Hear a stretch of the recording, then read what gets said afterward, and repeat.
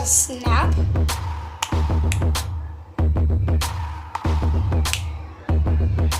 Alright, so let's get at it. Alright, my brother's back there looking to download video. Alright, so how you snap? Get your middle finger and your thumb. Middle finger and your thumb.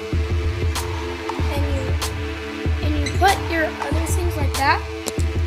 So what you're supposed to do is put your middle finger and your thumb together, snap them off. It's kind of like your blood rushing, just rushing with your fingers inside. One more time, I'm going to do it like this. You see? Now I'm going to do that. Like that. Alright, so that's how you snap.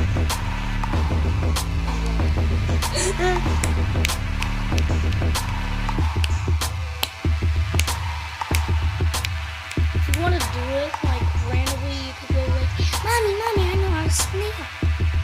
Cool. Yeah, me too. Alright, so that's how you snap.